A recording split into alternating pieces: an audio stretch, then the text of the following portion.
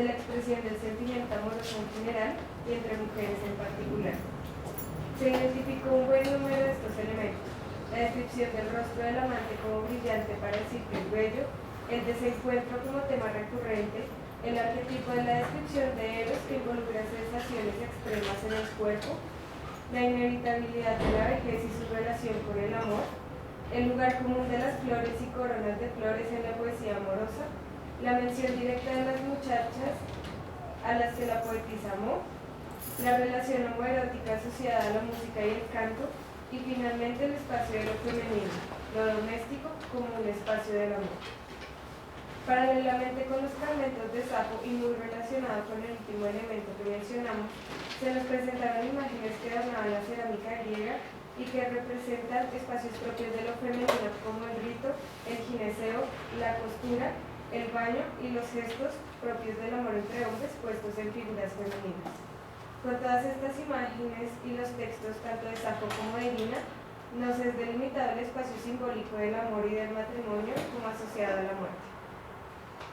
Es en el himno quinto de Calímaco al baño de Palas en el que vemos la complejidad de las relaciones entre mujeres y lo íntimamente relacionadas que estaban con el espacio simbólico anteriormente mencionado.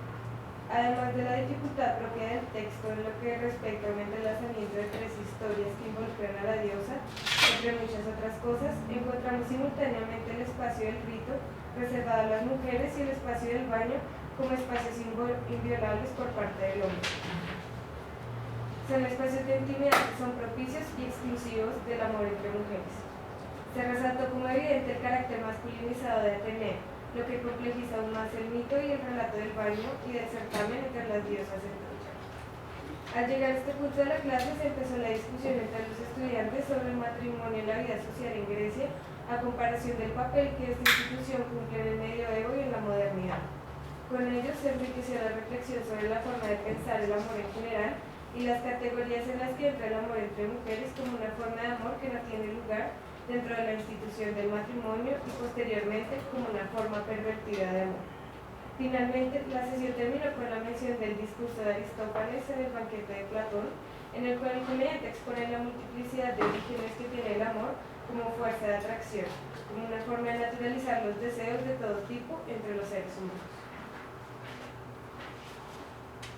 ¿Listo? Bueno, quiero comenzar señalando que el tema es demasiado amplio y por lo tanto tenemos que hacer un recorte y nos vamos a centrar fundamentalmente en unos pocos autores.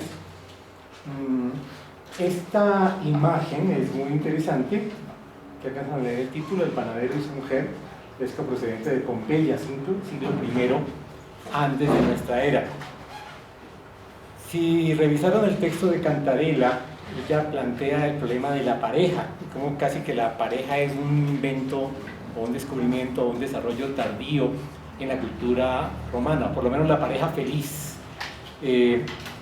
Esta imagen, que es de Pompeya, ya es de esa época en que se ha consolidado un ideal de pareja.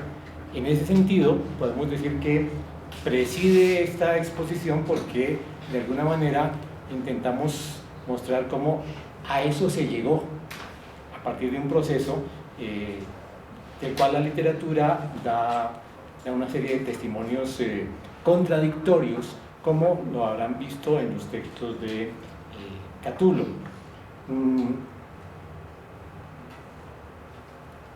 Catulo pertenece a la época republicana.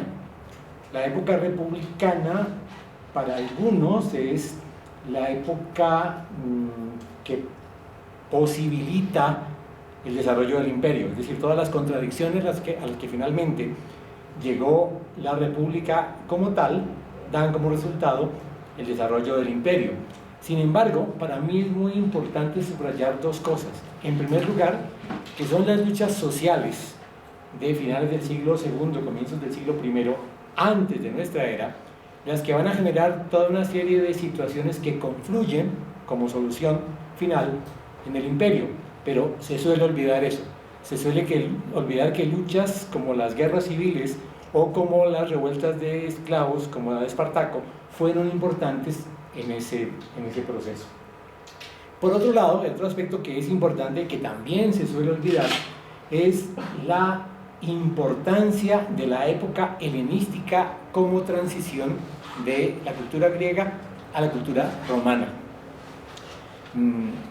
Cuando nosotros estudiamos el mundo de Grecia antigua, vemos que hay una época arcaica, una época clásica y una época helenística que se inicia con la muerte de Alejandro Magno. Alejandro Magno ha construido por primera vez para Grecia un imperio, pero él muere muy joven, en el año 323, antes de nuestra era, y ese imperio se fragmenta en tres grandes poderes de los generales que tenían a cargo cada una de estas regiones, y la que nos interesa es la región de Egipto, que está a cargo de los seleucidas, si no recuerdo mal, y luego la ciudad de Alejandría, una de las muchas ciudades que se fundó con el nombre de Alejandro, pero la que se fundó en el delta del Nilo, se convirtió en un centro cultural de primer orden, siguiendo el modelo de Atenas. Esto hay que decirlo, es importante recordarlo. Alejandro, cuando inicia su expansión, inicia un proceso que se denominó proceso de helenización, es decir, un proceso que quería difundir los valores de Grecia, la cultura griega, por todo el mundo que él iba conquistando. Entonces, en ese proceso se van a producir una serie de mezclas muy interesantes, porque la cultura griega, sobre todo la cultura griega popular, lo que se llamó la koiné, y particularmente la lengua vulgar, la koiné dialectos, fue lo que permitió una difusión muy rápida y muy amplia de los valores griegos. Es interesante señalar cómo la mezcla de esa cultura popular griega con las culturas autóctonas dio algunos desarrollos muy particulares. Pero aquí lo que nos interesa fundamentalmente es Roma. Entonces, estos generales siguieron el modelo de Alejandro, y particularmente en lo que se llamó luego la cultura helenística, cuyo centro es Alejandría. Se creó una corte muy poderosa, muy rica y muy interesada en apoyar la cultura. Para eso, los diversos reyes se rodearon de sabios, de poetas, de intelectuales, y ese es el origen, por ejemplo, del museo. El templo de las musas originalmente era un templo donde todas las artes y las ciencias iban a estar cultivadas, y llegó a convertirse en lo que hoy sería una especie de instituto de investigaciones culturales, matemáticas, física, astronomía, geometría, pero también filosofía, literatura, arte, geografía, y allí confluyeron entonces los más importantes intelectuales de las diversas áreas de la época, y se buscaron toda clase de manuscritos. Empezaron a recopilarse los manuscritos, y de pronto encontraron estos sabios que tenían una cantidad ingente de manuscritos, que tenían que organizarlos, y en ese proceso de organización se inventaron varias cosas muy interesantes, como lo que podemos llamar hoy en día las fichas bibliográficas, los catálogos, y ese es el origen de la Biblioteca de Alejandría. La filología avanza rapidísimo, porque muchos de estos textos, pues todos ellos obviamente manuscritos, tenían errores, tenían contradicciones, tenían ciertas repeticiones, y entonces los filólogos se dedicaron a estudiar estos textos y desarrollaron toda una sistemática para analizar los textos. Por ejemplo, al encontrar ciertas contradicciones, encontraban que había textos interpolados, que había textos que habían sido corruptos en su transcripción. Apareció algo que nos interesa mucho a nosotros hoy en día, que son las notas de pie de página, ¿sí? La palabra asterisco, yo siempre pregunto qué significa asterisco. Significa estrellita. Entonces ellos hacían una estrellita para señalar un comentario que iba o al margen o al pie de la página.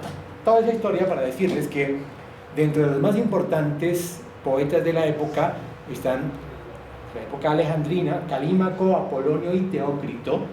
Los tres fueron directores de la biblioteca, y ellos se ocuparon de hacer resúmenes, catálogos donde se resumían las obras, y esos catálogos se enviaban a otras ciudades y se hacía lo que hoy llamaríamos un préstamo interbibliotecario. Me gusta mucho contar la anécdota según la cual no tenían en la biblioteca las tragedias de Eurípides, entonces fueron donde los atenienses no las querían prestar, exigieron lo que llamaríamos un depósito, una finca en oro muy grande, y los alejandrinos copiaron las tragedias y devolvieron las copias. Perdieron el oro, perdieron lo que habían dejado, pero quisieron quedarse con los originales por ese valor que le daban al lector. Pero lo importante para nosotros es que estos poetas, Calímaco, Apolonio y Teócrito, desarrollaron una lírica muy refinada, una lírica cortesana, una lírica opuesta a la grandilocuencia de la épica y de la tragedia. Curiosamente, Calímaco, creo que es de Cirene, el único que era de Alejandría era Apolonio, pero tuvo una pelea con su maestro y se fue a vivir a Rodas, y por eso se le conoce como Apolonio de Rodas.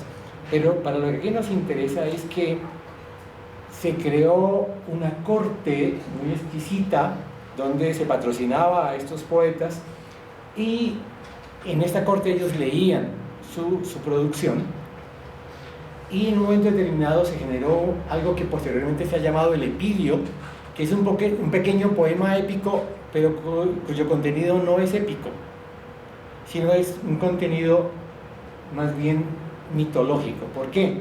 Porque ese epilio era una especie de trabajo de grado.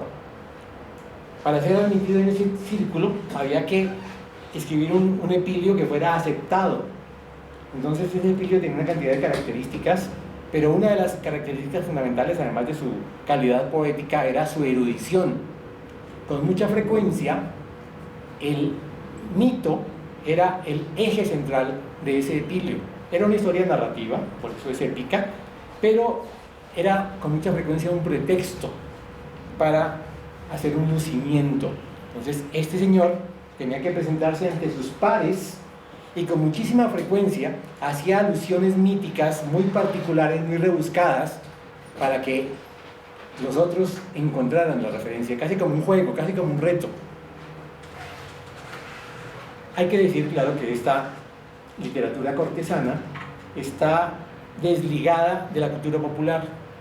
Podemos decir que en el Egipto de la época, siglo III, antes de nuestra era, había otra cantidad de tradiciones populares muy importantes, pero en este momento la corte patrocinaba esto que era realmente una herencia griega. Para lo que aquí nos interesa, los alejandrinos empezaron a influir sobre Roma. Cuando aparece Catulo y empieza a difundir su poesía, es criticado por imitar a los alejandrinos. Cicerón va a llamar a Catulo y a sus amigos cantoris euphorionis, imitadores de Euforión. Euforión es uno de los poetas alejandrinos, de los cuales se conservan algunos datos, pero no se conservan obras, como el caso de Calímaco, Apolonio y Teócrito. Entonces, por esto hago esta referencia, porque Catulo hace parte de un grupo que fue denominado neoteroi, o neotéricos, aparecen en algunos textos, los innovadores, porque ellos no siguieron una tradición lírica romana que venía desde la época arcaica, sino que rompieron con esos moldes y adaptaron a Roma, empezando por la métrica. Por ejemplo, ustedes habrán observado en los textos de Catulo que predomina lo que se denomina el dístico elegíaco, que es una combinación de dos versos, un hexámetro con un pentámetro. Eso es el verso propio de la elegía griega, fundamentalmente de la elegía helenística, Y en ese sentido hay que decir que Catulo imita directamente a los autores helenísticos, pero los imita también en el sentido de del epílogo. Sobre eso hablaremos más adelante. Bien, yo quisiera avanzar hacia este cuadro, que es importante porque nos ubica en la cronología. Ven ustedes, hacia el 90 se habla de la guerra social, del 88 al 82 el llamado régimen popular de Mario, que es un régimen que intenta quitarle el monopolio del poder a la aristocracia. Vean ustedes el nacimiento de Catulo del 84, y miren dónde nace Catulo. Es toda una premonición, ¿no? Por aquello de Romeo y Julieta.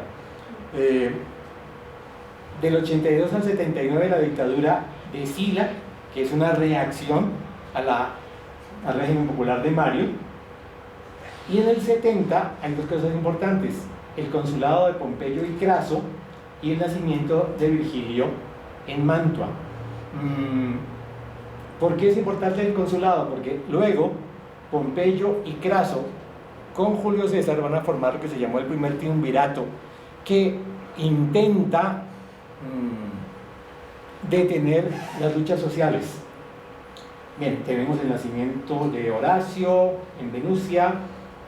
Fíjense que casi todos estos autores importantes de la literatura latina no son romanos de nacimiento.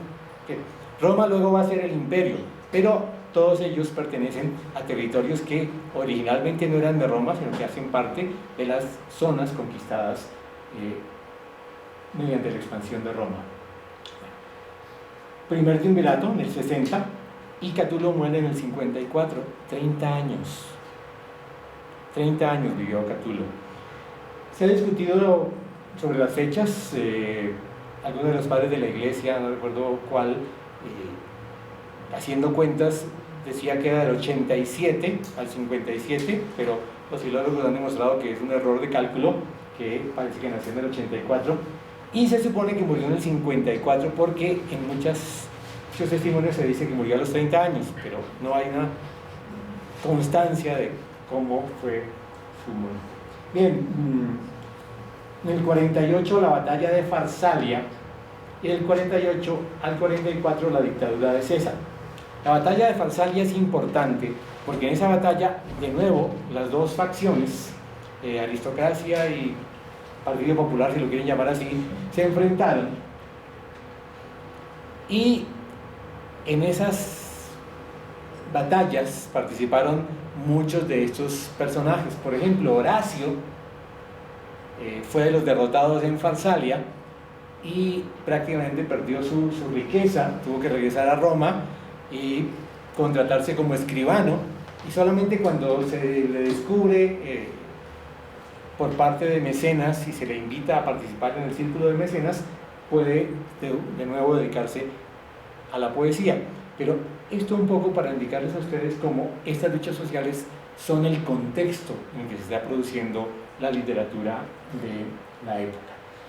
Bien, como sabemos, en el 44 César es asesinado, se produce una nueva coyuntura compleja que genera el segundo triunvirato. En este caso son Octavio, Marco Antonio y Lépido, y eso culmina con la batalla de Accio en el 31.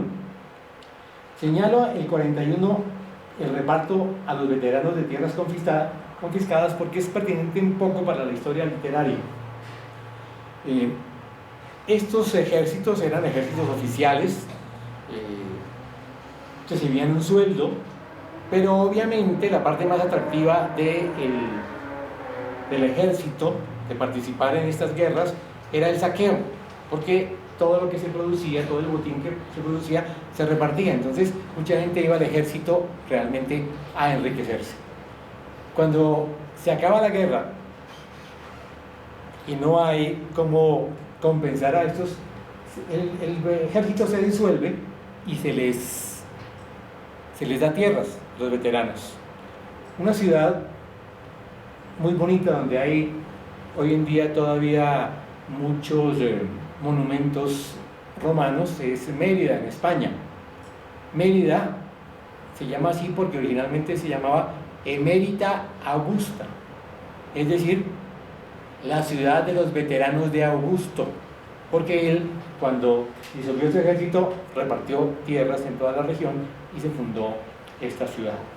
Pero ¿a qué viene el cuento? A que dentro de las tierras que se repartieron, se repartió la finca de la familia de Virgilio. Él incluso trató de reclamarle al centurión y parece que el centurión lo sacó corriendo y él perdió esa herencia. Luego, cuando ya hacía parte del círculo de mecenas, pues él como que se quejó un poco del asunto, sobre eso hablaremos luego, y el emperador le dio una casa en Nápoles. Bien,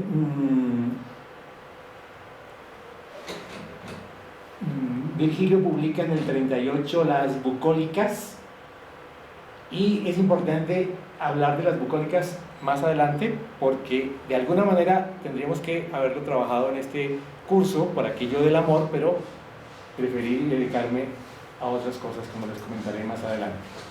En el 29 publica Virgilio las Geórgicas, en el 19 muere Virgilio y en el 17 se publica la Eneida. Sobre eso también comentaremos, sobre las circunstancias de la publicación de la Eneida. En el 8 mueren Mecenas y Horacio, que son parte de ese círculo del que participa Virgilio, y en el 14 muere Augusto. Hace 2 años estábamos conmemorando los 2000 años de la muerte de Augusto, y este episodio es interesante porque realmente Augusto fue un estadista que logró consolidar Roma como imperio. Pero para lo que aquí nos interesa, hay que señalar que en ese proceso se dice que en sus años ya de viejo se volvió muy pacato y muy moralista, pero lo que ustedes leyeron respecto al matrimonio en Roma es parte de las leyes de Augusto. ¿Por qué? Porque había mucha, ¿cómo llamaríamos eso?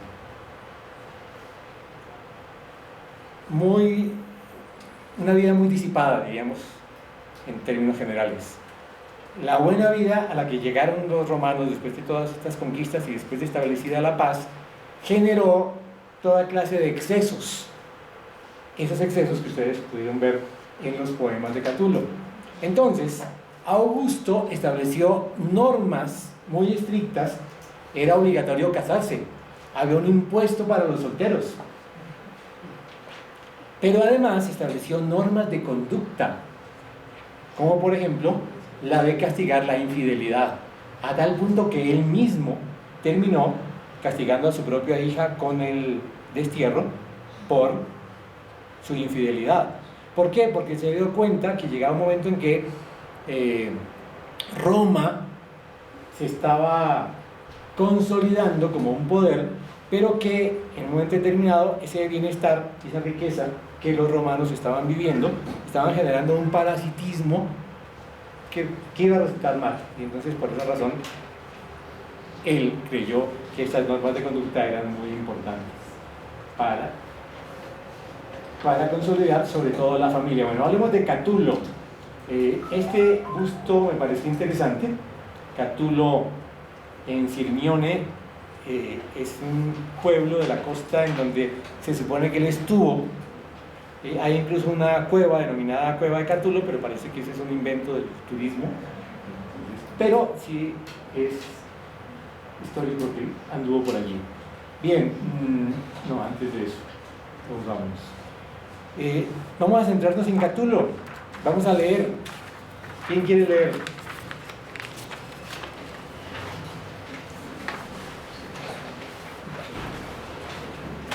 Dice, aquí comienza el libro de Catulo de Verona. Tienen un número y tienen una especie de título, pero todo eso es invento del editor. Es importante tener en cuenta que esto no es creación de Catulo. A ver, ¿qué dice el primer poema? ¿Alguien quiere leerlo? ¿A quién voy a dedicar este? ¿Sí? Sí. ¿A quién voy a dedicar este elegante y nuevo libro recién alisado con la áspera piedra pómez? A ti, Cornelio, pues tú eras quien solías dar algún valor a mis poesías de ocasión. Cuando tú, el único de los itálicos, te atreviste a escribir una historia universal en 3 volúmenes juntos, por Júpiter y muy elaborados. Acepta pues esta nadería de libro, y por insignificante que sea, pueda gracias a su protector sobrevivir más de una generación. Es perfecto, ¿verdad? Es el libro, el poema que da inicio al libro, y es toda una dedicatoria, pero es importante que reflexionemos un poquito sobre eso. Primero que todo, dice, recién alisado con la áspera piedra pómez. Ustedes sabrán que los libros realmente estaban organizados en rollos de papiro que se pegaban unos a otros y que para leer había que desenrollar y después había que volver a enrollar si se quería volver a leer. Como esos papiros tenían que pegarse para que el rollo tuviera una extensión de unos 10, 15 metros más o menos, al enrollarlo, los bordes quedaban deformes, digámoslo así, irregulares. Entonces, era costumbre lijarlos con piedra pómez para que quedaran, ¿sí? Pero los estudiosos quieren señalar que esta es apenas una metáfora que utiliza el poeta para decir que es un libro muy trabajado, muy pulido. Es decir, ¿recuerdan aquello que decía Valencia, Guillermo Valencia? Sacrificar un mundo para pulir un verso. Ellos, los poetas alejandrinos, son muy conscientes de eso, de que su trabajo es un trabajo de lima, de pulimento, de creación. Son enemigos del libro extenso, porque el libro extenso no puede ser tan cuidado. En cambio, el libro breve, el poema breve, es un texto que puede ser trabajado con mucho cuidado, con mucha conciencia. Pero dice también, a ti, Cornelio, pues tú eras quien solías dar algún valor a mis poesías de ocasión. Cuando tú, el único de los itálicos, te atreviste a escribir una historia universal en 3 volúmenes. ¿Sí ven ustedes el contraste? El que hizo eso, sin embargo, alababa mis poemas de ocasión. Y esos 3 volúmenes cultos por Júpiter y muy elaborados. Pero él quiere decir que, por contraste, los suyos también están muy elaborados.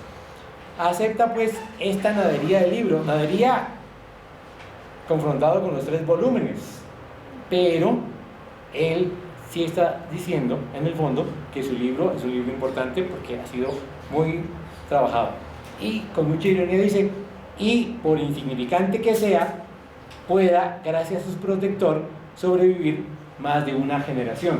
Es decir, él está haciendo un poco lo que hacía Cervantes en su momento, buscar un protector que de alguna manera le ayudara a que su libro tuviera alguna trascendencia. Bien, bueno, aquí quiero señalar algo. El libro está organizado realmente en 3 partes. Se puede hablar de un núcleo central, donde están los poemas más extensos, donde están los epílios, uno de los cuales las bodas de Tetis y Peleo vamos a trabajar. Una primera parte de lo que llaman textos polimétricos, porque tienen variedad de métrica, y una última parte de poemas relativamente cortos compuestos en dísticos elegíacos. No se sabe si realmente Catulo organizó así su libro. Es más, no se sabe si esta dedicatoria es para todo el libro que hoy conocemos, sino para la primera parte, porque algunos dicen que el libro del que él está hablando es estos libros de la primera parte. Pero como quiera que sea, si fue el editor o si fue Catulo desde el principio el que organizó así el texto, está siguiendo el modelo alejandrino. Los poetas alejandrinos no publicaban por ahí en revistas, leían de vez en cuando, en la corte sobre todo, pero cuando se decidían a hacer el libro era producto de una arquitectura muy sistemática. De eso hablaremos un poco cuando hablemos de Virgilio, porque Virgilio también diseña sus libros, casi con escuadra. ¿Por qué? Porque les interesaba muchísimo la simetría. Entonces esto de las partes es muy importante, pero es muy importante que el núcleo del libro sean los llamados epígrafos. Ya veremos enseguida por qué. Bien, ¿quién quiere leer el segundo poema, por favor?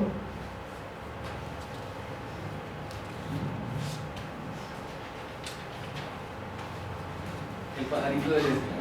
Pajarito, delicia de mi amada, con quien suele jugar y tener en su regazo, y a quien inquieto ofrece la yema de sus dedos para incitarle agudos picotazos. Cuando en su intensa nostalgia de mí le agrada entregarse a no sé qué pasatiempo para consolarse, me imagino, de su dolor, cuando se calma su profunda pasión, poder jugar contigo como ella hace, y aliviar las tristes culpas de mi alma sería para mí tan agradable como dicen fue para la veloz doncella la manzana de oro que le aflojó el cinturón largo tiempo seguido. Bien, fíjense que el tema es un tema baladí, pero que le sirve para mostrar la delicadeza de su amor. Y entonces él está de alguna manera envidiando ese pajarito que Lesbia cuida. Pero termina con una referencia mítica. Fue para la veloz doncella la manzana de oro que le aflojó el cinturón largo tiempo ceñido. ¿De qué está hablando? De Atalanta, cuéntanos. Pues Atalanta es una doncella virgen que realmente no se quiere casar, entonces le pone de reto a todo el que se quiera casar que le gane en una carrera. Nadie le gana en la carrera, ella sabe que nadie le va a ganar, entonces sigue poniendo el mismo reto, hasta que los dioses dicen como, hasta acá. Y para tentarla, en medio de la carrera le botan una manzana de oro y ella se bota la manzana y le gana la carrera por ese, como por distraerse con una manzana de oro. Fíjense, aquí esto parece traído de los cabellos, pero sí será. Él termina porque era tradición, ¿no? Porque la referencia mítica era importante, pero puede tener algún sentido también. Cuando hablemos de la lírica amorosa, la elegía amorosa romana, veremos que los poetas le daban un nombre, le inventaban un nombre a su amada, porque casi siempre sus amadas eran casadas, por lo tanto era una relación adúltera. En este caso, con Lesbia ocurre lo mismo. Hay estudios sobre quién era Lesbia, etcétera, etcétera, que es un nombre que él se inventó para dárselo a una señora que se llamaba realmente Clodia, que era casada. Entonces, algunos estudiosos dicen que esto último, de cómo mediante la manzana de oro logró vencerse a Atalanta, es una referencia de cómo él logró o quiere lograr vencer la resistencia de Lesbia. Pero todas estas son, de alguna manera, especulaciones. Vamos a ir un poquito rápido, porque el poema más importante para muchos de Catulo es el número 5, que el editor tituló Besos para Catulo. ¿Quién lo quiere leer?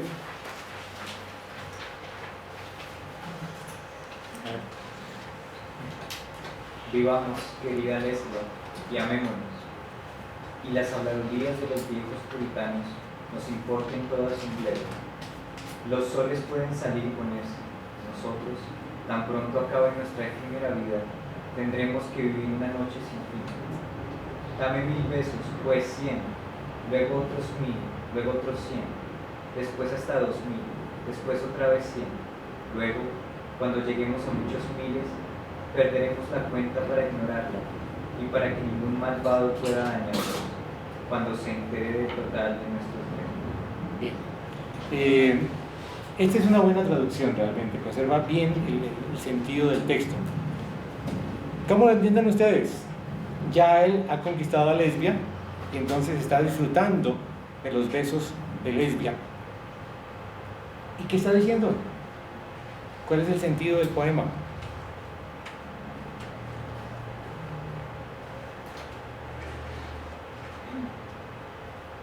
Creo que el asunto tiene que ver con lo que ya no importa, está como tan armoniosa la relación entre los dos que ya no importa que otros los vean. Exactamente. Ya, así es el amor, ¿no? Como que se sienten libres. Exactamente. Ante la sociedad también. Exactamente. Y a veces eso es el motivo de su perdición. Bueno, saltemos al séptimo. besos de lesbia? Me preguntas, lesbia, ¿cuántos besos tuyos me bastarían y sobrarían? ¿Cuántos infinitos granos de arena libia hay en Sirene? ¿Cuántos infinitos granos de arena libia hay en Sirene, rica en la servicio, entre el abrasador templo de Júpiter y la sagrada tumba del legendario Bato? ¿O cuántas estrellas en la noche callada contemplan los furtivos amores de los hombres? Tantos besos tuyos bastarían y sobrarían al loco Catulo. Así los curiosos no podrán contarlos ni hechizarlos con malévola lengua.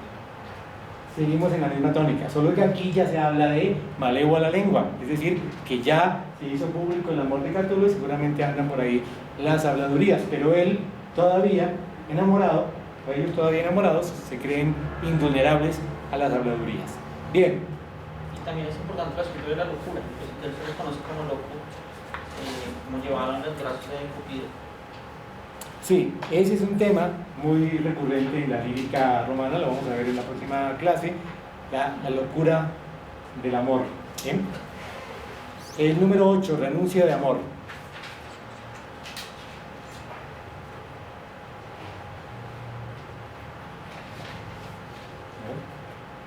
Desgraciado Catulo, deja de hacer tonterías.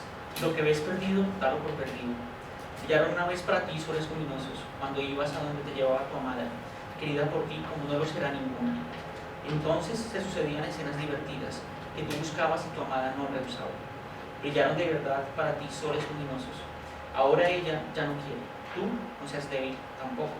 No sigas, ni sigas sus pasos ni vivas desgraciado, sino endurece tu corazón y mantente firme. Adiós, amor. Ya Catulo se mantiene firme. Ya no te cortejará ni te buscará contra tu voluntad. Pero tú lo sentirás cuando nadie te protege. Malvada, ay de ti, ¿qué vida te espera? ¿Quién se te acercará ahora? ¿Quién te verá hermosa? ¿De quién te enamorarás? ¿De quién se dirá que eres? ¿A quién besarás? ¿Los labios de quién morderás? Pero tú, Catulo, resuelto, mantente firme. Este es una maravilla, ¿verdad? ¿Por qué? Porque ya vamos como el ciclo culmina. Es decir, aquí ya se acabó el amor, y ya lo dejó, no sabemos. Pero ya ese amor idílico y emocionado se ha perdido. Y entonces comienza con una invocación a sí mismo. Desgraciado Catulo, deja de hacer tonterías. Y lo que ves perdido, dado por perdido. Y viene toda una argumentación, ¿verdad? Esto es muy retórico. Y entonces dice aquello de brillaron una vez para ti soles luminosos, etcétera, etcétera. Ahora ella ya no te quiere. Tú no seas débil tampoco, ni sigas sus pasos, ni vivas desgraciado, sino endurece tu corazón y mantente firme. Adiós, amor. Ya Catulo se mantiene firme. Ya no te cortejará ni te buscará contra su voluntad. ¿Sí? Lo estaba afirmando. Y entonces la argumentación la vuelve contra ella. Pero tú no lo sentirás cuando nadie te... Pero tú lo sentirás cuando nadie te corteje. Malvada, es de ti. ¿Qué vida te espera? ¿Quién se te acercará ahora? ¿Quién te verá hermosa? ¿De quién te enamorarás? ¿De quién se dirá que eres? ¿A quién besarás? ¿Los labios de quién morderás? Eso que parece un ataque, en el fondo es celos, ¿verdad? Está preguntándose ¿quién? Entonces, el juego amoroso aquí es fundamental para darle sentido a la poesía de Catulo. Sean ustedes todo ese proceso de desear el amor, de conquistar el amor y luego de quejarse por la pérdida del amor, pero al final el último verso es genial. Después de que ha dicho todo eso, que es un ataque de celos, dice, pero tú, Catulo, resuelto, mantente firme, casi que se está dando consuelo el mismo, ¿verdad? Bueno, el verso 14, el poema 14b tiene una advertencia al lector y ustedes se dan cuenta que hay dos tipos de tamaño de letra. Si por casualidad sois lectores de mis bagatelas y no tenéis reparo en acercar vuestras manos a mis páginas, dejad ahora aparte todo puritanismo que vienen a continuación, versos muy atrevidos. Yo no seleccioné los más atrevidos.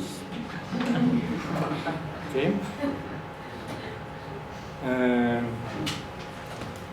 A ver.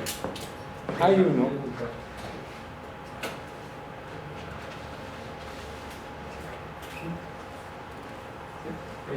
Yo tengo una pregunta. Sí. Porque aparece como esa segunda versión del 14. ¿Mm? Yo leí el 14, yo tengo en la edición el poema 14, Sí. de Regalo Malévolo, y el 14 vi que es la advertencia del lector, Ujú. pero no veo como una relación porque hacen, o sea, porque aparece esa edición. Es un problema, digamos, de las ediciones, ¿verdad? De las diversas recensiones de los manuscritos. Entonces, en ese sentido, aunque debería estar en una nota de pie de página con mucha frecuencia, es porque algunos manuscritos se encuentran diversas versiones, pero ahí no sabría responder plenamente, pero es fundamentalmente, entiendo, por eso. Bueno, el número 32 que ustedes no tienen, se los voy a leer esperando que la censura no sea demasiado dura. El título que le ha dado el editor es Alíviame Ipsítila. Dice: por favor, mi dulce Ipsítila, mi delicia, mi encanto, invítame a tu casa en la siesta. Si lo haces, procura que nadie eche el cerrojo de la puerta, ni a ti se te ocurra salir fuera. Quédate en casa y disponte a echar 9 polvos seguidos. Y si aceptas, invítame ya. En la cama estoy recién comido y lleno, atravieso boca arriba la túnica y el manto.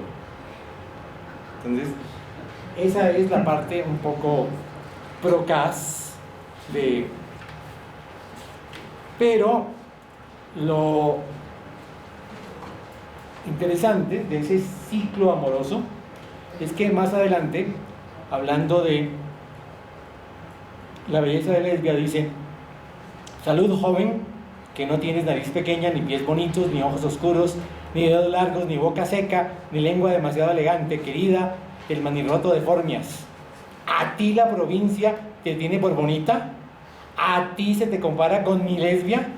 Oh tiempos sin gusto ni sensibilidad. De nuevo, el tema amoroso lo persigue. Pero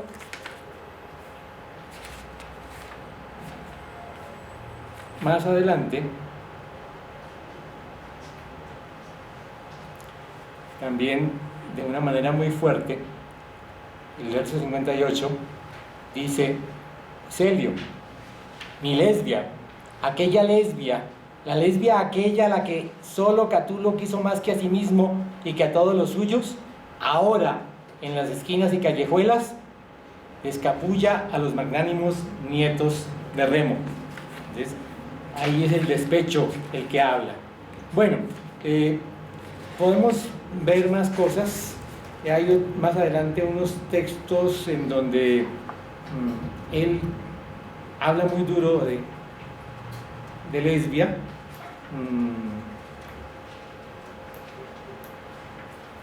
El 87, por ejemplo, se titula El amor de Catulo. Dice: ninguna mujer puede decir que ha sido tan sinceramente querida como Lesbia lo ha sido por mí. Ningún pacto fue jamás respetado con una lealtad tan grande como la que yo he mantenido en mi amor hacia ti. Son dos dísticos elegíacos, pero son categóricos para mostrar cómo todavía el amor lo consume.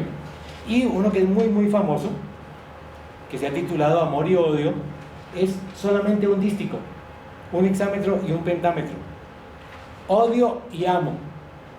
¿Por qué es así, me preguntas? No lo sé, pero siento que es así y me atormento. Ese es todo el poema, pero dice mucho sobre su sentimiento.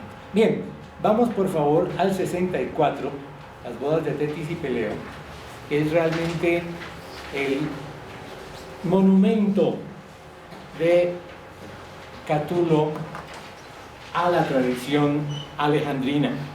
Esto es lo que los teóricos del siglo XIX denominaron un epilio, un pequeño poema épico. Y es poema épico porque es narrativo, porque cuenta una historia. Entonces, si les parece, lo leemos. tiene una serie de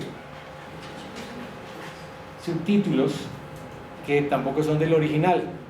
Es prólogo, enamoramiento de Tetis, Peleo, edad heroica. ¿Quién quiere leer? ¿Quién quiere comenzar? Porque lo vamos a leer entre todos. A ver. Prólogo, enamoramiento de Tetis y Peleo, edad heroica. Pinos nacidos un día en la cumbre del Pelión nadaron, se cuenta, por las límpidas aguas de Neptuno hasta la corriente del Fasis y el reino de Eetes, cuando jóvenes escogidos, flor de la juventud argiva, deseosos de llevarse de la Cólquide el vellocino de oro, se aventuraron a recorrer en rápida nave las aguas saladas, barriendo con remos de abeto la azulada llanura del mar. Para ellos, la diosa que protege las fortalezas de las ciudades construyó ella misma un carro que volaba con soplo ligero, ajustando el entramado de pino a la curvada quilla. Este fue el primero en iniciar en la navegación a la inexperta Anfitrite, y en cuanto cortó con su espolón el mar henchido de vientos y las olas, volteadas por los remos, se blanquearon de espumas. Las marinas nereidas sacaron sus rostros del blanco torbellino de las aguas, asombradas entre tamaño prodigio. En la luz de aquel día y no en otra, los mortales vieron con sus ojos a las ninfas del mar con su cuerpo desnudo, emergiendo hasta el pecho sobre el canoso abismo. Entonces, se cuenta, Peleo ardió de amor por Tetis. Entonces, Tetis no despreció la unión con un mortal. Entonces, el mismo Júpiter asintió a la unión de Peleo y Tetis. Bien, ese es el planteamiento del asunto, ¿verdad? Las bodas de Tetis y Peleo. ¿Cómo se conocieron? La nave Argos, la nave de los argonautas. Era una nave extraordinaria, entonces hasta las nereidas curiosas fueron a ver y allí se flecharon Tetis y Peleo. Bien. Está toda la historia de que se hace la celebración, ustedes ya leyeron, y dentro de la celebración hay dos partes, la parte de los inmortales y la parte de los mortales. Y entonces leamos la parte que dice llegada de los huéspedes mortales, cuando en el tiempo fijado. ¿Quién sigue? Cuando en el tiempo fijado llegó el anhelado día, de sangre entera pudo en pleno la casa, el palacio se llena de alegría, de alegre concurrencia. En sus manos llevan regalos, en sus rostros reflejan alegría. Desierta que deciros, abandonadas están dentro de ti, las casas de Clanón y las murallas de Larisa. Acuden a Farsalia y llenan por completo sus techos. Nadie cultiva los campos, se ablanda el cuello de los novillos, no se limpian las viñas a ras de tierra con curvados rastrillos, ni la hoz de los podadores clarea la sombra de los árboles, ni el toro, abandonado el arado lo mueve en la tierra, y sucia el rumbe cubre los arados sin usar. Pero la morada de Peleo, por cualquier rica estancia que se penetre, resplandece con el brillo del oro y la plata. Brilla el marfil en los sitiales, lucen las copas en las mesas, todo el palacio se alegra con el esplendor de la riqueza real. Se dispone el lecho nupcial de la diosa en el centro del palacio, adornado con pulidos colmillos de la India y cubiertos con colcha de púrpura teñida con el rosa de nubes. Muy bien, entonces llegó el momento de la boda, todo el palacio de Peleo está reluciente y esto es muy importante, se coloca en el centro del palacio el lecho nupcial. Y el lecho nupcial está cubierto con una colcha de púrpura teñida con el rosa de Múrice. ¿Por qué es esto importante? Como ustedes ya lo vieron, ahora, ¿qué sigue?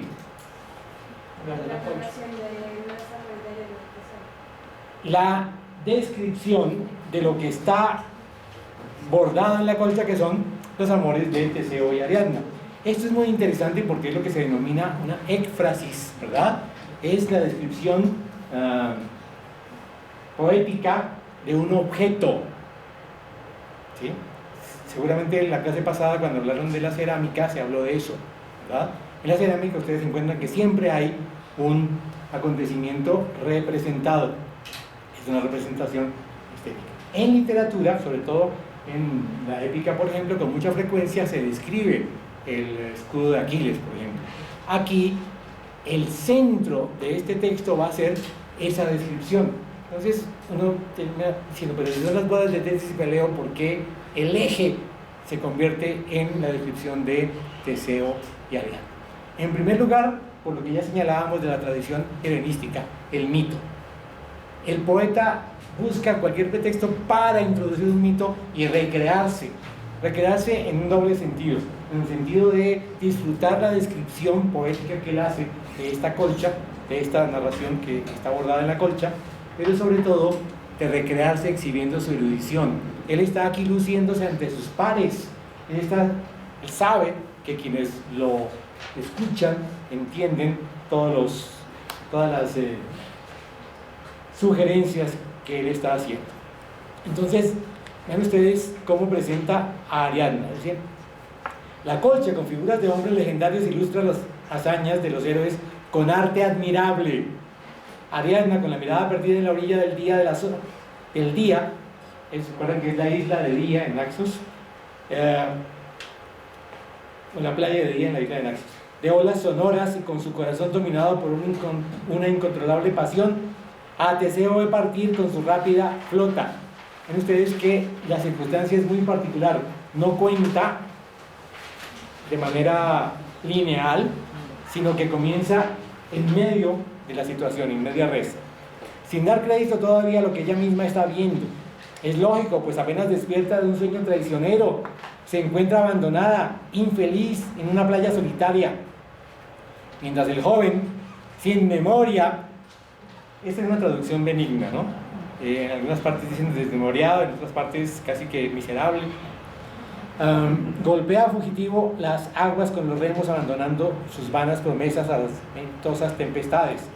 La hija de Minos, con ojos entristecidos a lo lejos, desde la algosa playa lo divisa, como la estatua de piedra de una bacante, lo divisa ay, y flota sobre un inmenso oleaje de preocupaciones. No sujeta la fina cinta de su rubia cabellera, no cubría su pecho desnudo con fino vestido, ni sostenía sus senos de leche con ajustado sostén. Todo, caído de su cuerpo por aquí y por allí, servía delante de sus pies de juguete a las olas del mar. Ella, que no se cuidaba de la suerte de la cinta ni del manto que flotaba, estaba pendiente de ti, Teseo, perdida con toda su alma y con toda su mente. Ay, desgraciada doncella, a quien desquició con lutos continuos Ericina, sembrando en su corazón espinosos pesares, desde el momento en que el audaz Teseo salió del curvado litoral del Pireo y tocó el palacio cretense del injusto rey. Y ahora viene la historia. ¿Bien? ¿Quién quiere leerla? Contexto. Luica. Cuenta atrás, enamoramiento de Ariadna. Cuentan que en otro tiempo la tierra de Cíclope, obligada por cruel peste a expiar la culpa por la muerte de Andronión, acostumbraba a ofrecer de festín al Minotauro a jóvenes escogidos y a la flor de las doncellas. Al ser apremiada la pequeña ciudad por tal maldición, Teseo en persona quiso ofrecer su cuerpo por su querida Atenas, antes de que tales cadáveres vivientes fueran trasladados desde Cecropia a Creta. Y así, navegando en barco ligero y con brisas favorables, llegó junto al magnánimo Minos y sus altivos palacios. En cuanto puso en sus ojos de pasión la princesa real, a quien un casto lecho de suave perfume todavía criaba junto al tierno regazo de su madre, como el mirto que crece en la corriente de Leudotas con los diversos colores que nacen en primavera, no apartó sus ardientes ojos de Teseo, hasta que todo su ser quedó prendido por una honda llama y sus entrañas quedaron totalmente abrazadas. Ay, tú que con cruel corazón despiertas desgraciadas pasiones, divino niño, y mezclas las alegrías y los pesares de los hombres, y tú que reinas sobre Golgos y el frondoso hidalgo, ¿en qué oleajes habéis expuesto a una doncella de alma ardiente que suspira sin cesar por el rubio extranjero? ¿Cuántos temores sobrevivieron a su débil corazón? ¿Cómo con frecuencia quedó más pálida que el brillante oro, cuando Teseo, deseoso de enfrentarse al cruel monstruo, buscaba la muerte o el premio de la gloria? Ella, sin prometer ofrendas, sin contenido a los dioses, formuló votos en sus labios silenciosos, y como un indomable huracán descuaja una encina que blande sus ramas en la cima del Tauro, o un conífero pino de corteza resinosa golpeando su tronco con su soplo, el árbol arrancado de raíz cae a lo largo, destrozando lo que encuentra en su camino. Así dominó Teseo el cuerpo del monstruo, que lanzaba inútiles jornadas a los vientos vacíos. De allí, a salvo, volvió lleno de gloria, guiando con fino hilo sus errantes huellas, no fuera que al salir de los recovecos del laberinto se perdiera en la inexplicable red del edificio. Bien, una síntesis muy rápida de la situación. Lamento de Ariadna, pero ¿a qué evocar más historias apartándome del primer tema, recordando cómo la hija abandonó el rostro de su padre, el abrazo de su hermana y hasta el de su madre, que desdichada se lamentaba de la pérdida de su hija? ¿Y cómo antepuso a todos el dulce amor a Teseo, o cómo éste llegó en barco a la espumosa costa de Día, o cómo ella, con los ojos cerrados por el sueño, quedó abandonada por su esposo, que partió con mente olvidadiza?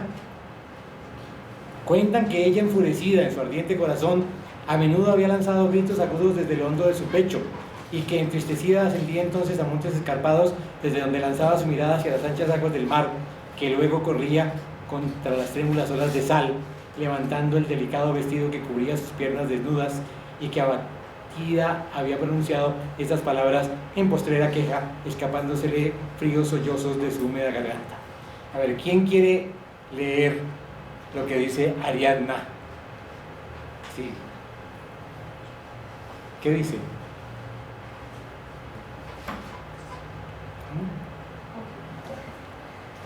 Así, pérfido, a mí, alejada de los altares patrios, pérfido Teseo, ¿me has abandonado en una playa desierta? Así te marchas olvidando el numen de los dioses y, ay, sin memoria, llevas a tu patria sacrílegos perjurios. Nada pudo doblegar la decisión de tu cruel mente. No tuviste presente ninguna compasión con la que tu pecho salvaje se apiadara de mí. Pero no fueron esas las promesas que me hiciste en otro tiempo, con palabras lisonjeras. No era esa la esperanza que me ordenabas, abrigar en mi desgracia, sin una feliz unión ni un matrimonio sonado. Promesas vanas que los vientos etéreos se llevan. No confié ya en ninguna mujer en juramentos de los hombres. Ninguna espere que los hombres cumplan sus palabras, pues mientras su ánimo espera deseoso conseguir algo, no temen jurar, no escatiman promesas. En cuanto han satisfecho la pasión de sus deseos, ya no les importan sus palabras, nada de los perjurios. Yo al menos te salvé cuando te debatías en un torbellino de muerte, y tomé la decisión de perder a mi hermano antes que abandonarte, mentiroso, en el momento decisivo. A cambio, ser entregada a las fieras y alimañas para ser pasto de ellas, y, muerta, no seré sepultada con tierra encima. ¿Qué leona te parió al pie de roca solitaria? ¿Qué mar te engendró y te escupió en las espumeantes olas? ¿Qué Sirte, qué Sila rapaz, qué monstruosa Caribdis, a ti por la dulce vida tal recompensa me das? Si no te agradaba nuestro matrimonio, ¿por qué temías las órdenes de tu anciano padre? Pudiste al menos llevarme a vuestro palacio, donde yo te hubiera servido de esclava con cariño, acariciando tus blancos pies con agua cristalina, o extendiendo sobre tu lecho una colcha de púrpura. Pero, ¿a qué, desquiciada por mi desgracia, voy a lanzar inútiles lamentos al viento ignorante, que sin sentidos no puede oír ni responder a mis palabras? Aquel, en cambio, ya navega en medio de las aguas, y ningún mortal aparece en esta playa desierta. Así, la cruel fortuna se ensaña demasiado con mi agonía y niega incluso oídos a mis lamentos.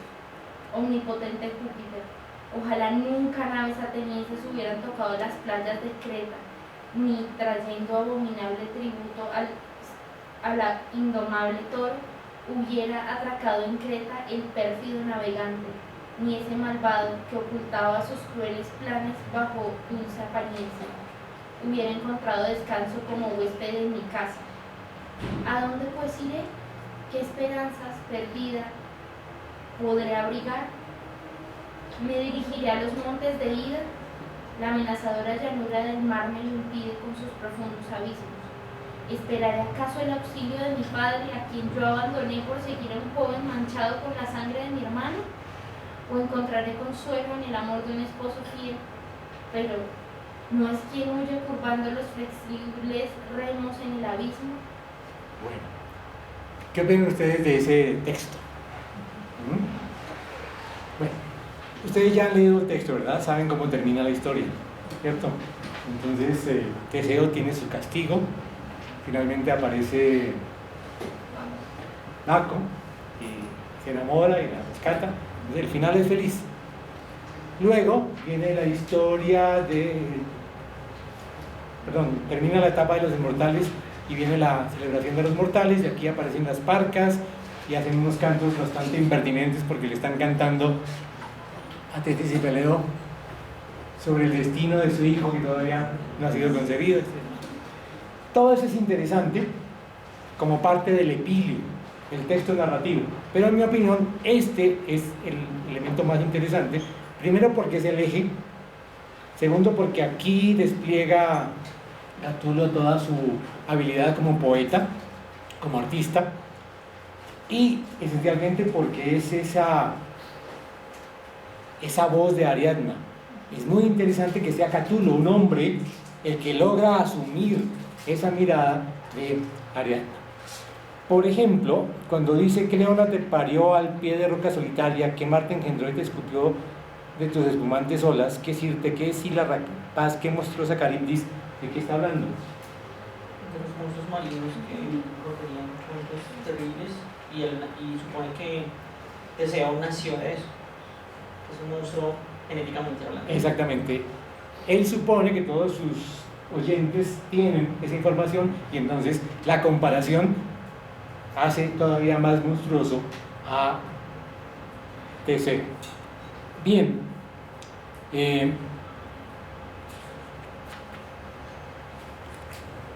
términos generales, ese es el valor, a mi modo de ver, de el texto de las bodas de Tetis y Peleo.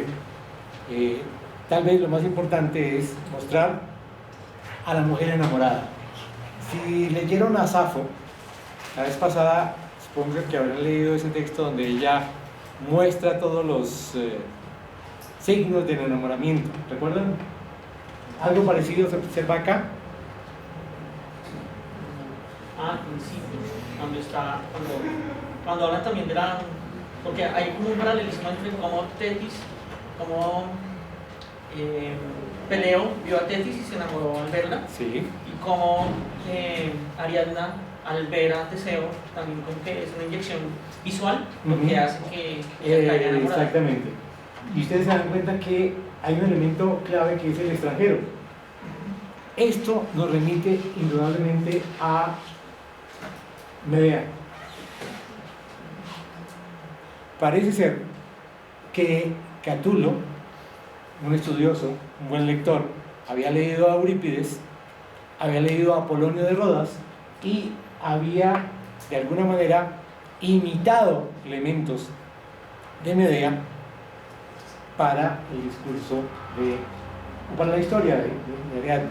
¿Por qué? Porque hay realmente un paralelismo, ¿verdad? Es el extranjero que llega, ella se enamora de la belleza de ese griego que viene a robarse vellocino de oro, y como se enamora, le ayuda porque ella es bruja, tiene unas artes, y en la huida es capaz de matar a su hermano, lo despedaza para que el padre tenga que demorarse recogiéndolo.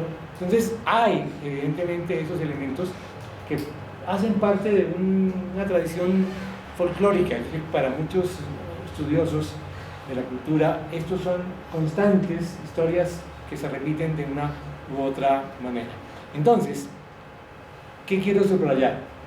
Primero, la capacidad de Catulo para entender esa psicología femenina que construye un discurso desde muchísimo dolor, que maldice a este individuo que la ha seducido y abandonado.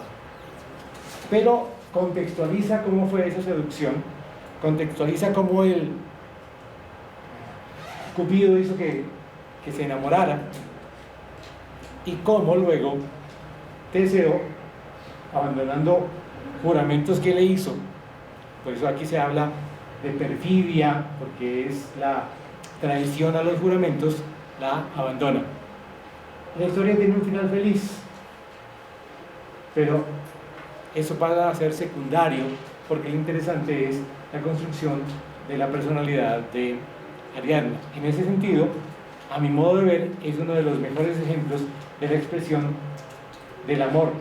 Ven ustedes que Catulo era un poeta bastante sensible al amor, y ya vimos cómo todo ese círculo le permitió vivir toda la etapa de ilusión, el enamoramiento, la pérdida y ya la rabia por los celos. Entonces todo eso hace pensar que Catulo es un excelente poeta para mostrar el amor.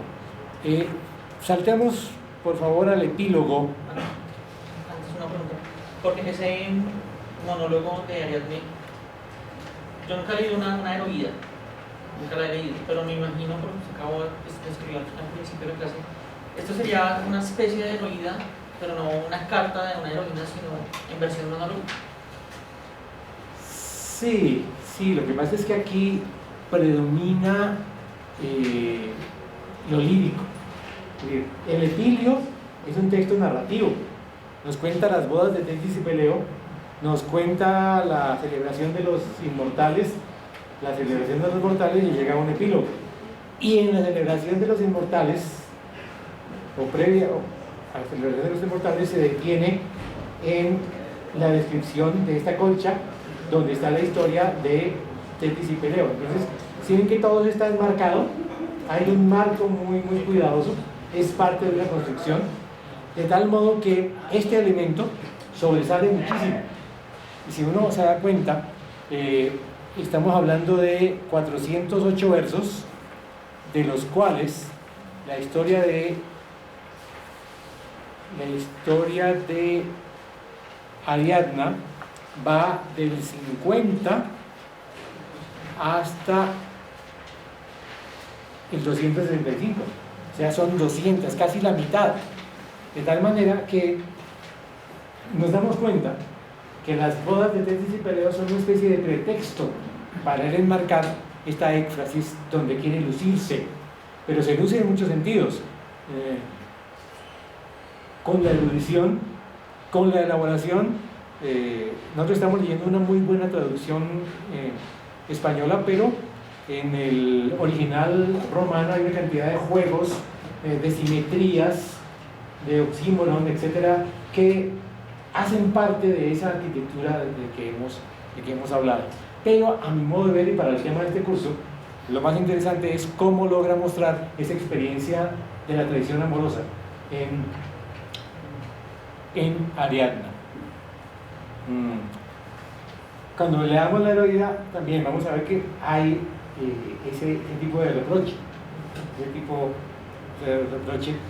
Sin embargo, no me quiero adelantar, porque lo interesante del asunto es ver cómo Ovidio evidentemente le hace un homenaje a Catulo. En la antigüedad no existía esa idea del plagio. El Protoseure era el primero que encontró el tema y los otros lo explotaban, pero con mucha frecuencia hay alusiones, y parte de la erudición acá, por ejemplo, parte del juego que le está proponiendo Catulo a sus oyentes, a los poetas que lo están escuchando, es a ver si pillan que esto tiene una referencia a Medea, a ver si pillan que aquí hay un verso tomado de Eurípides o tomado de Apolonio. Todos esos juegos están presentes, solo que en la traducción al español con mucha frecuencia las perdemos. Pero lo interesante de Ovidio, como lo veremos la otra semana, es que él, por un lado, hace la alusión, dice, esto alude a Catulo, pero yo lo supero, o yo lo elaboro, yo lo hago mejor. ¿Sí ven? Juegan en los dos sentidos. Imito, pero supero. Eso es parte del juego. Y como Ovidio es un poeta también del amor, entonces él también se refirió a todos estos. A ver, ¿quién lee por favor el final, el epílogo, final de la Edad Heroica?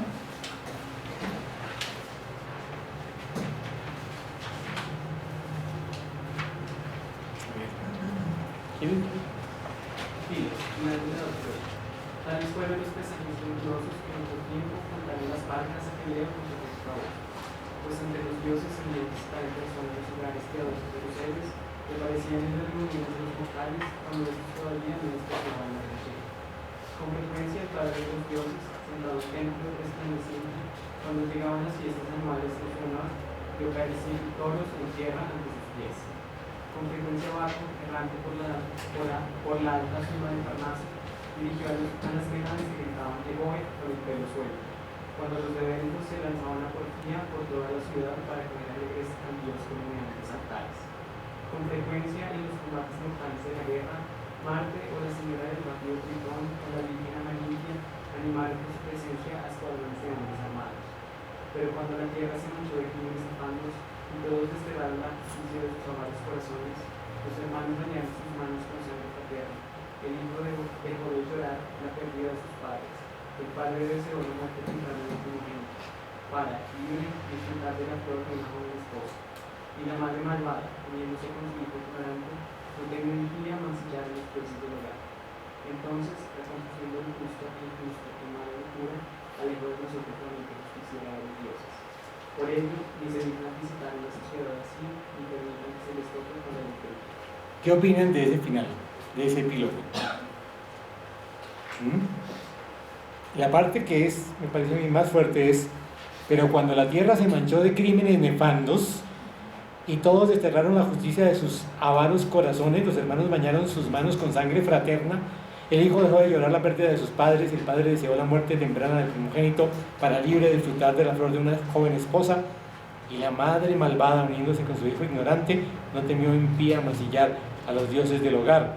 Entonces la confusión de lo justo e injusto en mala locura alejó de nosotros la mente justiciera de los dioses.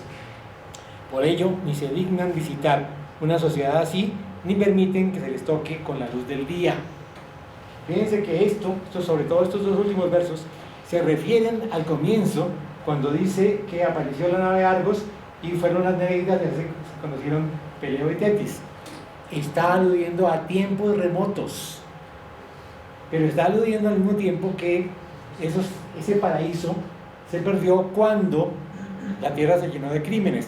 Pero fíjense que habla de crímenes contra los hermanos, entonces está hablando de las guerras civiles. Esa es una clara alusión a las guerras civiles de comienzos del siglo I antes de nuestra era.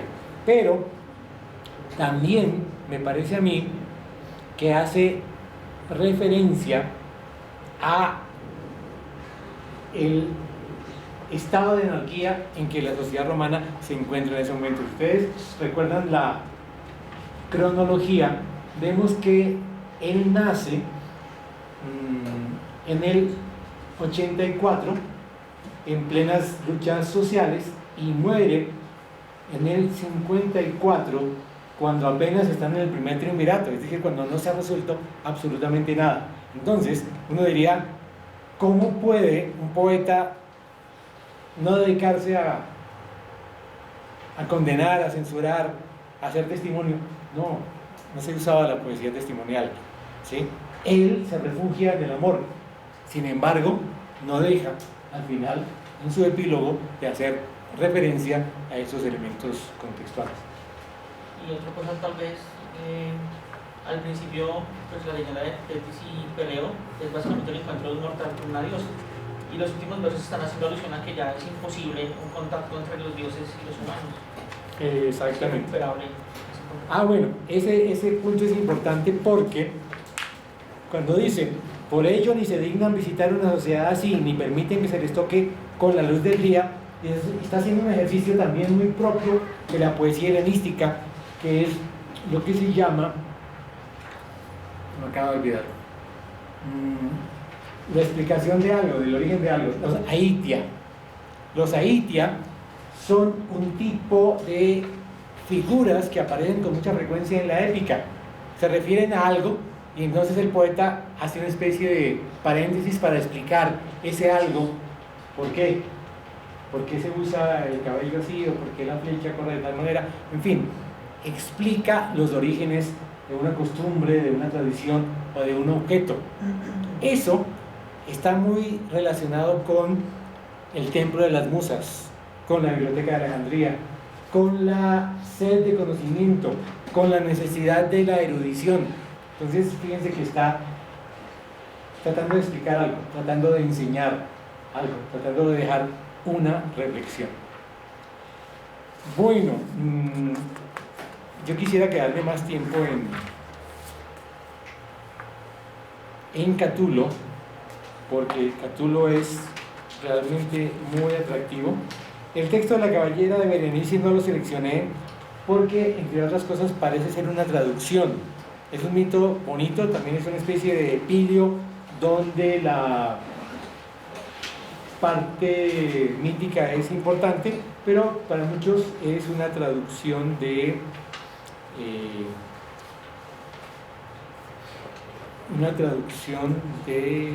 Calímaco. Quiero leerles muy rápidamente un texto que ustedes sabrán es importante para una temática que se desarrolla en la Edad Media. El editor lo titula Diálogo con una puerta. Salve, puerta agradable al dulce marido, agradable al padre, que Júpiter te colme de ricos bienes, a ti que serviste bien, dicen a Balbo en el pasado, cuando anciano habitó la casa. Y serviste mal también, cuentan a su hijo, cuando enterrado el viejo, aquel se casó. Venga, dime por qué se rumorea que has cambiado y has abandonado la vieja lealtad de tu dueño. La puerta. No es, con perdón de Cecilio, a quien ahora pertenezco, culpa mía, aunque se diga que es mía, ni nadie puede decir que he hecho algo malo, pero eso lo silencia la gente que cada vez que se comete alguna maldad me grita a coro: puerta, tuya es la culpa. Poeta. No es suficiente negarlo solo de palabras, sino hacer que la gente lo vea y se dé cuenta. ¿Cómo?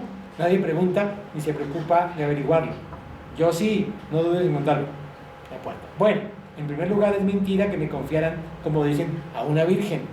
Su marido anterior no la llegó a tocar, pues su arma, que le colgaba más floja que una selga pasada, nunca se levantó hasta el centro de la túnica. Pero se rumorea que el padre violó el lecho de su hijo burlado y deshonró esta desgraciada casa, ya porque su impío corazón ardiera de ciega pasión, o ya porque su hijo fuera impotente y estéril, y en algún sitio había que buscar algo más vigoroso que pudiera aflojar el cinturón de una doncella. Y así continúa un poco el texto. Pero es el famoso tema del Paraclausíquiron, que es la puerta como obstáculo al amor de los amantes, o la puerta como alcahueta del amor, en este caso, de muchas otras cosas. Pero quiero señalarlo también porque es un tema que luego se repite en la lírica posterior y se repite mucho en la lírica medieval. Bueno, quisiera terminar con un texto que les va a agradar mucho, el número 70, Juramento de Amor. Dice: mi amada dice que no preferiría para casarse a otro hombre que no fuera yo, ni aunque se lo solicitara el mismo Júpiter. Lo dice, pero lo que una mujer dice a un amante apasionado hay que escribirlo en el viento y en el agua corriente.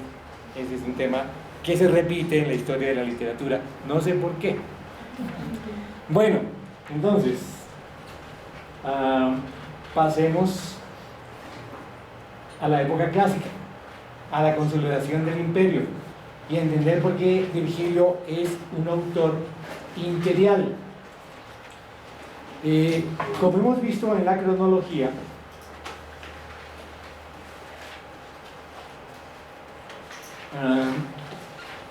la batalla de Actio en el 31 termina con la derrota de Marco Antonio, aliado con Cleopatra, por parte de Octavio. Esa situación consolida el ascenso de Octavio y marca el inicio de lo que se llama llamar el Principado. Octavio era un tipo muy sagaz y se dio cuenta que las ansias imperiales de Julio César lo llevaron a la muerte. ¿Por qué? Porque él estaba acabando con la república como concepto. ¿Por qué? Porque estaba asumiendo un poder absoluto, totalitario, el llamado imperium. Pero algunos estudiosos de la teoría política dicen que era una necesidad, que la república no resistía más y que el estado de cosas necesitaba una mano dura. Pero con mucha frecuencia esas son excusas que utilizan los políticos, ¿no? Necesitamos un salvador de la patria. Entonces, él se inventó el concepto de príncipe, el primero de los ciudadanos. Él decía, yo no soy emperador, yo no soy rey, yo soy el primero de los ciudadanos, el princeps. Entonces se inicia lo que se denomina el principado, que luego se va a convertir en un imperio cuando eso se convierte en algo hereditario. Entonces, vemos que Virgilio publica las bucólicas en el 38. Una de las bucólicas de Virgilio, hay que decir también que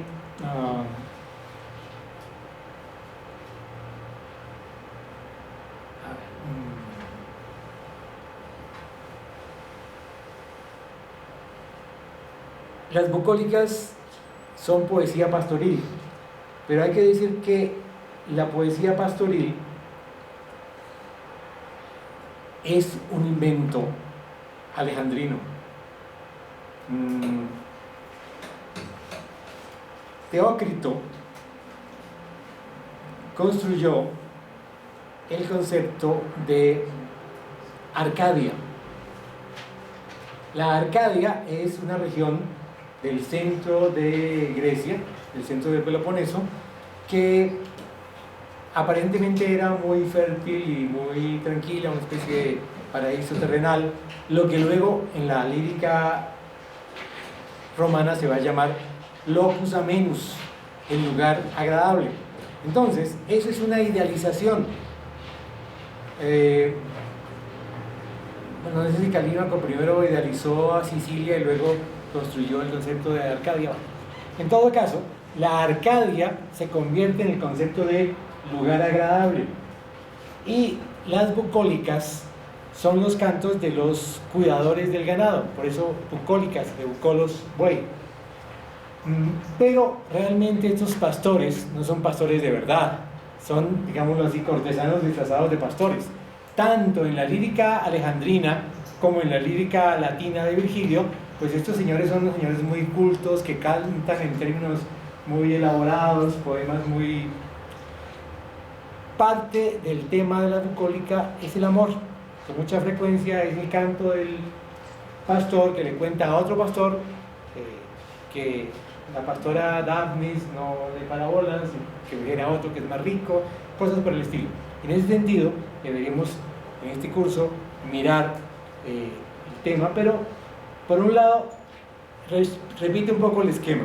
Lo que hace Virgilio es imitar a los poetas alejandrinos, pero superarlos, y en ese sentido los supera ampliamente. Por ejemplo, el libro de las bucólicas son 10 bucólicas que están organizadas con absoluta simetría. Hay una relación entre la primera y la última, entre la segunda y la novena. La del centro tiene un significado fundamental. Duró 10 años escribiendo las bucólicas.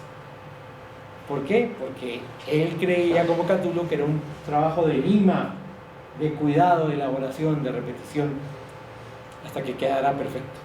Luego, ya en una de las bucólicas él se queja de que ha perdido su tierra. Es un diálogo, que se llama un diálogo ameno entre dos pastores, donde uno le dice al otro, no, me tengo que ir. Entonces, no, bueno, pasa aquí la última noche y me cuenta por qué se tiene que ir. No, me tengo que ir porque me quitaron la tierra, ahora la tiene un soldado, etcétera, etcétera. Se está quejando de lo que le quitaron. ¿Sí? Pero a medida que se hizo conocer, entró al círculo de mecenas. Aquí hablamos del círculo de mecenas porque es importante. Cuando Augusto empieza a consolidar la paz, se da cuenta que la cultura es parte de esas herramientas para consolidar la paz, y empieza a construir una especie de ministerio de la cultura.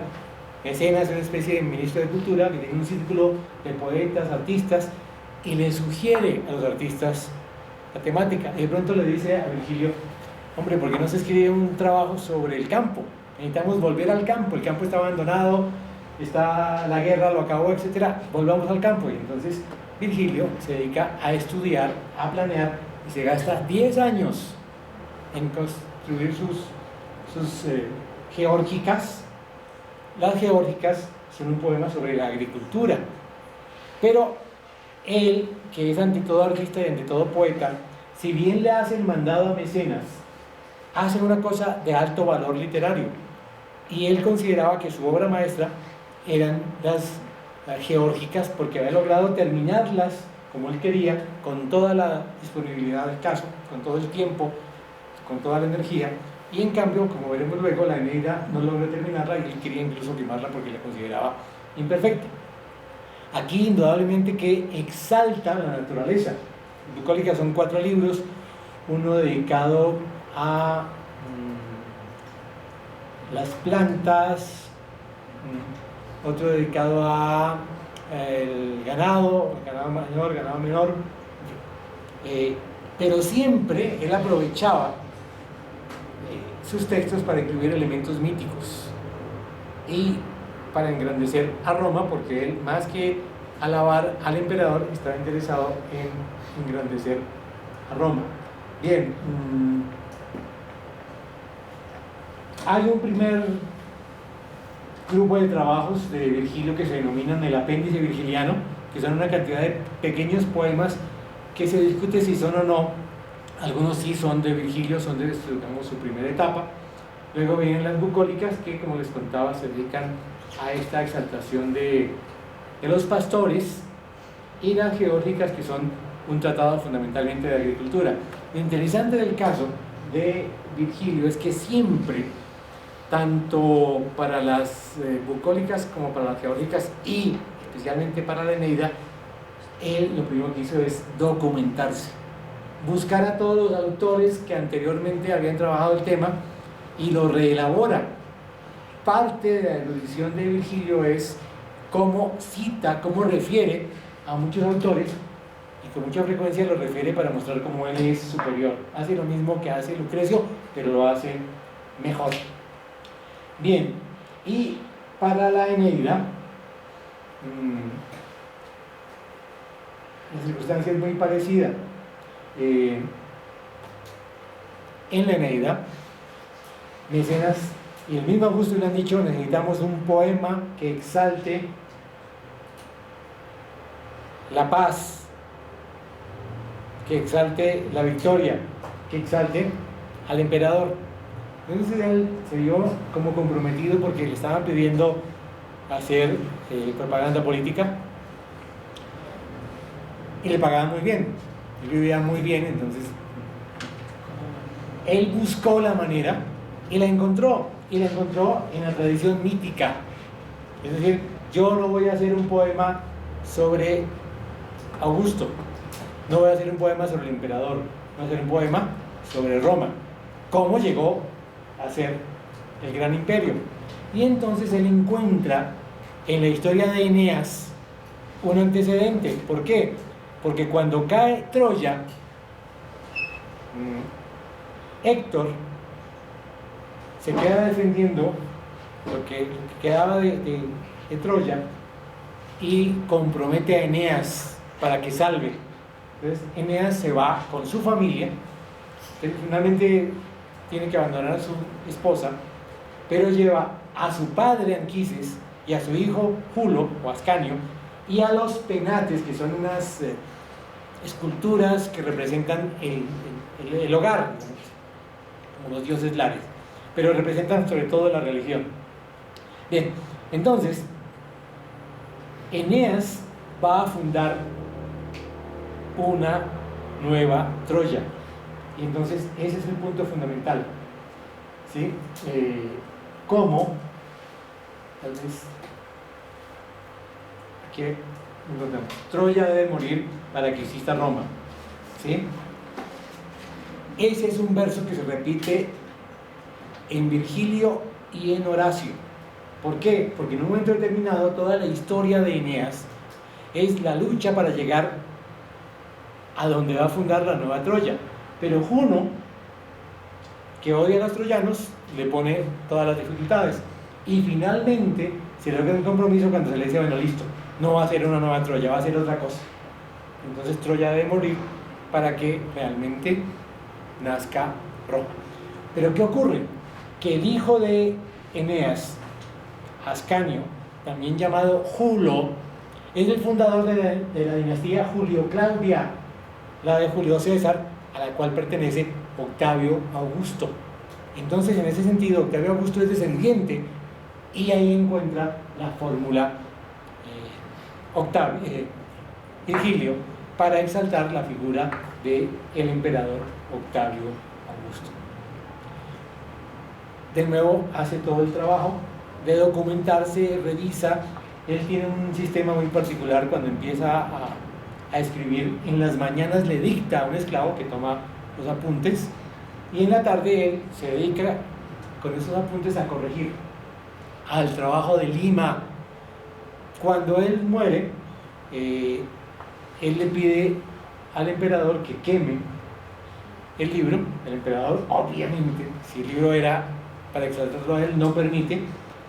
Comisiona a dos amigos de Virgilio para que hagan la edición definitiva respetando lo que el poeta había hecho, y ellos hacen algunos ajustes, pero realmente lo que se publica es lo que dejó Virgilio. Bien, en la Eneida hay dos partes, son 12 libros o 12 cantos.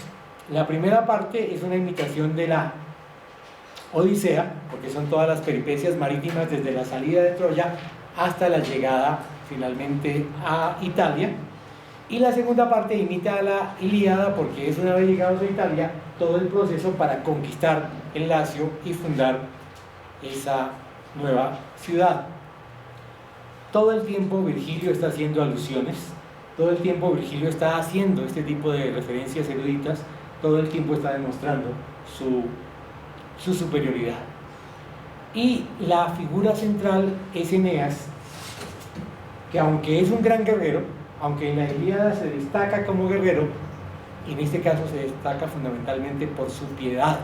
Y el concepto de piedad, la llamada pietas, es fundamentalmente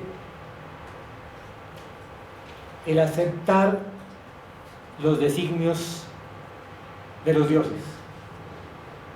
Entonces, el destino de Roma es el destino que le ha previsto Júpiter y simplemente Eneas es un instrumento. Hay una cantidad de historias. Si han leído ustedes la Eneida recordarán que llegan a Sicilia. En Sicilia hacen una serie de celebraciones y luego se embarcan para continuar y una tormenta los destruye, separa la flota y los hombres dispersos llegan a las costas de Cartago. En las costas de Cartago, ¿ustedes leyeron cuántos cantos? El primero y el cuarto. Bueno, entonces les estoy contando ya lo que saben, ¿verdad? Entonces, ¿qué pasa en ese primero? Llega a Cartago, la reina de Cartago lo recibe muy cordialmente, lo ayuda. ¿Por qué?